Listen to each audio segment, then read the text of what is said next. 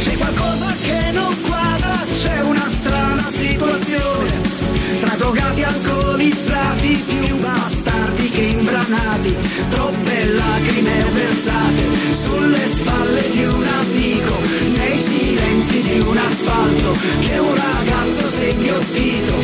È una corsa disperata, siamo freddi e distaccati, ma che stronza questa vita che ci scappa tra le dita. C'è bisogno di una svolta, di qualcuno che ci ascolta, di qualcosa che ci avverta che una porta è ancora aperta. Signore, ti prego, ascoltaci almeno tu e non permettere più che tanti giorni a primavera non arrivino fino a sera.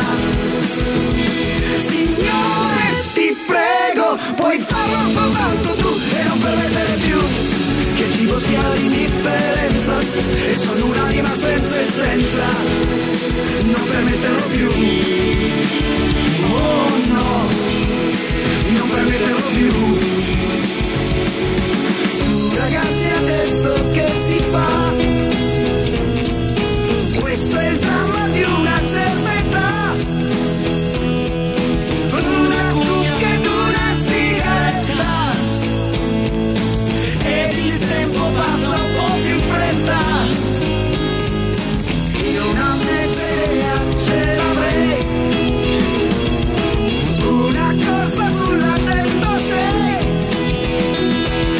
ma io non c'è un forte mal di testa. Che cosa ti hanno dato a quella festa?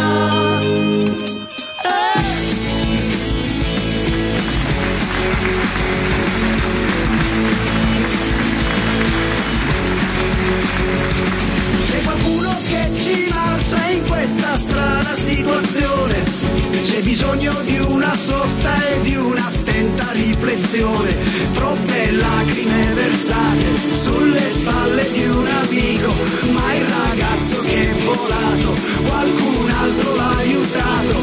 È una corsa disperata, siamo soli e circondati, ma che stronza questa vita che ci scappa fra le dita.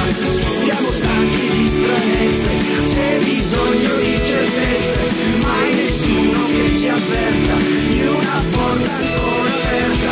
Signore, ti prego, aiutaci almeno tu e non permettere più che tanti giovani a primavera non arrivino fino a sera.